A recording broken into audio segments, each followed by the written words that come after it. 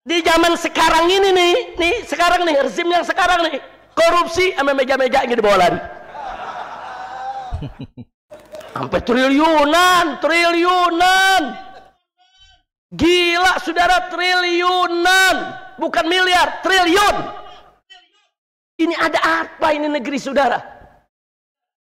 Ini kalau ada bangsa Indonesia masih miskin, masih melarat, masih nggak bisa berobat, masih nggak bisa sekolah, ini semua karena koruptor. Nggak, kalau begini terus, saudara, korupsi dibiarkan, saya akan ajak umat Islam semua untuk revolusi. Saudara, nggak bisa ini dibiarkan negeri kita begini. Dikit-dikit korupsi, tiap hari kalau kita buka berita, korupsi sekian triliun, korupsi sekian miliar, sekian, apa ini negeri saudara?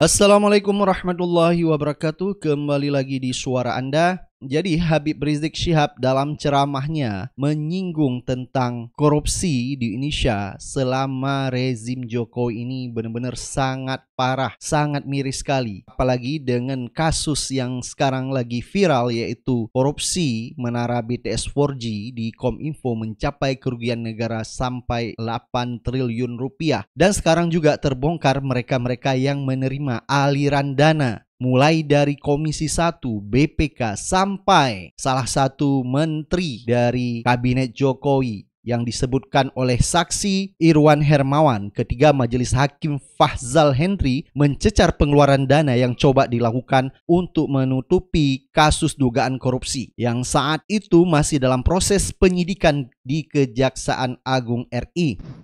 Ada lagi, Pak? Ada lagi untuk nutup juga. Iya. Berapa? 27. 27 M. Iya. Siapa itu, Pak? Pada saat itu saya tidak menyerahkan langsung, tapi sama siapa? saya titip ke teman yang namanya Resi dan juga Sama? lewat Windy juga. Ya. Lewat Windy. Ya. Titip sama siapa?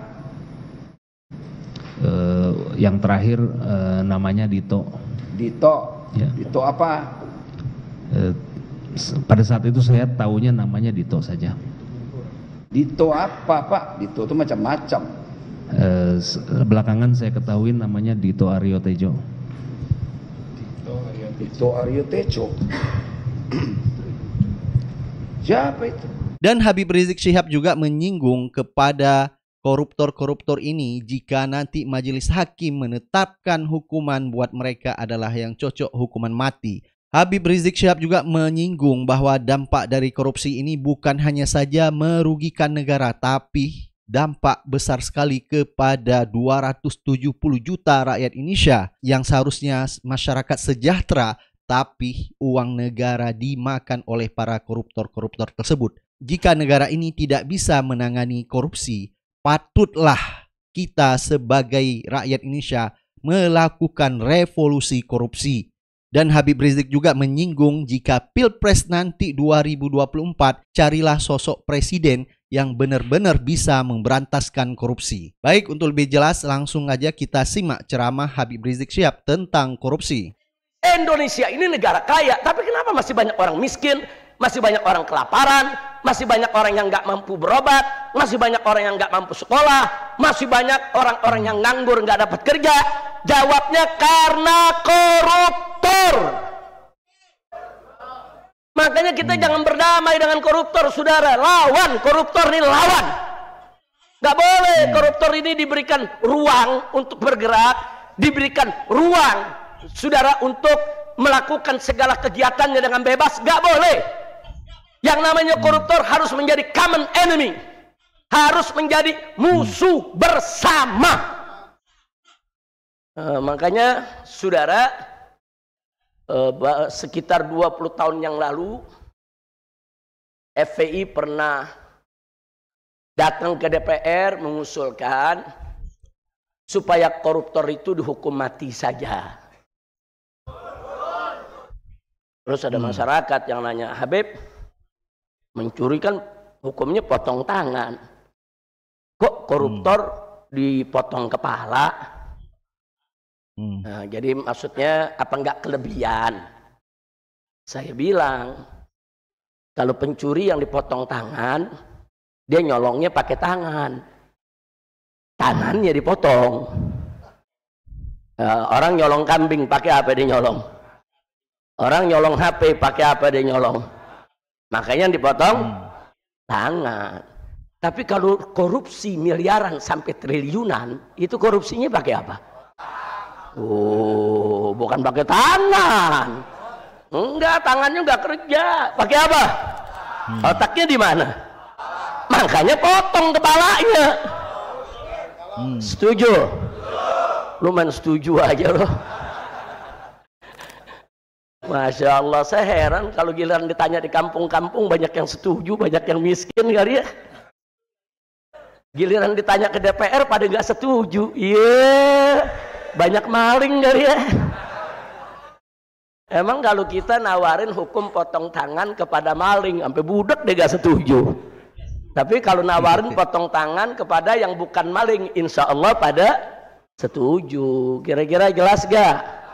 Tapi bukan sampai di situ. Kenapa koruptor ini harus dihukum mati? Karena dampaknya lebih berbahaya daripada mencuri, saudara. Dampaknya dia bisa menimbulkan pengangguran di mana-mana, jutaan orang bisa di PHK. Nggak sampai di situ. Orang-orang yang di PHK ini nggak mudah dapat kerja lagi. Nah, begitu dia nggak dapat kerja lagi, saudara, akan terjadi problem sosial yang luar biasa. Satu, di antara mereka ada yang hidupnya ngontrak. Begitu nggak ada kerjaan, lalu perpanjang kontraknya bagaimana? Dia punya istri, dia punya anak, saudara. Nah, akhirnya begitu waktu kontraknya sudah habis, kerjaan tetap belum dapat, dia diusir. Dia mesti tinggal di kolong jembatan, dia mesti tinggal di pinggir-pinggir jalan, dia punya istri, dia punya anak.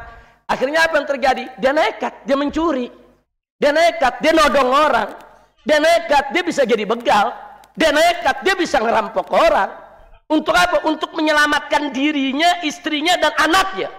Gara-gara korupsi, akhirnya apa? Begal di mana-mana, pembunuh di mana-mana, penodong di mana-mana, pencuri di mana-mana. Ini problem sosial yang sangat berbahaya, saudara. Jadi jangan dipikir korupsi itu masalah kecil. Enggak. Ini lebih biadab daripada mencuri. Nah, kalau mencuri saja harus dipotong tangan, apalagi korupsi. Saudara, potong kepalanya. Kita sudah sarankan dari jauh-jauh hari. Apalagi sekarang yang korupsinya makin gila. Saudara, dulu zaman Orde Baru, orang korupsi di kolong meja. Korupsi di kolong meja. Begitu kita reformasi, korupsinya naik di atas meja. Korupsinya naik di atas. Di zaman sekarang ini nih sekarang nih, rezim yang sekarang nih, korupsi sama meja-meja ini dibawa lari. Sampai triliunan. Gila, saudara, triliunan. Bukan miliar, triliun. Ini ada apa ini negeri, saudara? Ini kalau ada bangsa Indonesia masih miskin, masih melarat, masih nggak bisa berobat, masih nggak bisa sekolah, ini semua karena koruptor. Jadi kita menginginkan ke depan presiden yang harus mimpin Indonesia yang berani lawan koruptor.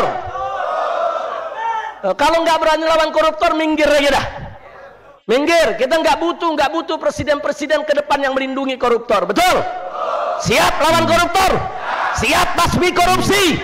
Takbir. Ini kalau korupsi terus-menerus begini, hancur kita punya negeri, saudara. Nggak, kalau begini terus, saudara, korupsi dibiarkan, saya akan ajak umat Islam semua untuk revolusi, saudara. Nggak bisa ini dibiarkan negeri kita begini. Dikit-dikit korupsi, tiap hari kalau kita buka berita, korupsi sekian triliun, korupsi sekian miliar, sekian. Apa ini negeri, saudara? Polisi kita punya, KPK kita punya, jaksaan kita punya, saudara. Ada apa ini korupsi bisa membabi buta, merajalela sedemikian rupa? Apa kita tidak punya pemerintahan? Apa kita tidak punya orang yang punya wewenang untuk mengatasi itu? Masya Allah, kelihatannya Indonesia ini mesti direstrukturisasi nih ya kawan. Ini mesti distruktur ulang, nggak bisa ini begini ya kawan. Maka itu, yuk sama-sama kita jadikan korupsi sebagai musuh bersama. Setuju tidak? Setuju tidak? Saya mau tanya, korupsi berbahaya tidak? Berbahaya tidak? Siap lawan korupsi? Takbir. Ayo, ayo, ayo revolusi. Ayo revolusi lawan korupsi. Semua. Ayo, ayo, ayo revolusi. Ayo revolusi lawan korupsi. Angkat tangan. Ayo, ayo, ayo revolusi. Ayo revolusi lawan korupsi. Lagi. Ayo, ayo, ayo revolusi. Ayo revolusi lawan korupsi. Takbir. Allahu Akbar. Sallu ala Nabi. Kalau kita melihat sekarang fenomena korupsi ini ya cukup mengerikan sekali. Seperti apa yang dijelaskan oleh Habib Rizik bahwa dampak dari korupsi itu sangat besar sekali. Dan Habib Rizik juga menyarankan mereka ini yang korupsi cocok sekali adalah potong kepala. Jadi gara-gara mereka inilah seluruh rakyat Indonesia kena dampak daripada korupsi tersebut. Dan juga Habib Rizik sebelumnya pernah menyinggung orang-orang korupsi ini jangan diberi hukuman 20 tahun penjara, 10 tahun penjara. Seharusnya tepatnya adalah hukuman mati. Dengan memberikan koruptor ini hukuman penjara, anggaplah paling lama ya, seumur hidup atau 20 tahun penjara, maka sama saja negara memeliharakan koruptor-koruptor tersebut. Berapa ratusan miliar harus memberi makanan para koruptor selama di penjara. Seperti Habib Rizik ini sudah sangat tepat sekali. Cuma ada kendala lah di wakil rakyat kita. Mereka justru sangat tidak setuju dengan hukuman mati karena dianggap kalau misalnya hukuman mati diberlakukan justru itu akan mempersempit kesempatan buat anggota-anggota DPR yang terhormat untuk melakukan korupsi. Jadi celah-celah tersebut ditutup. Justru dengan adanya hukuman mati bagi koruptor justru menghemat uang negara, memelihara koruptor, memberi makan koruptor di penjara. Tindak pidana-pidana lainnya. Begitu banyak uang negara harus memberi makan para koruptor di penjara. Jadi sudah sangat tepat, hukuman mati adalah sangat tepat sekali bagi mereka koruptor yang menyengsarakan rakyat Indonesia. Baik, silakan Anda beri pendapat dan komentar Anda. Kita akan ketemu di video-video selanjutnya. Assalamualaikum warahmatullahi wabarakatuh.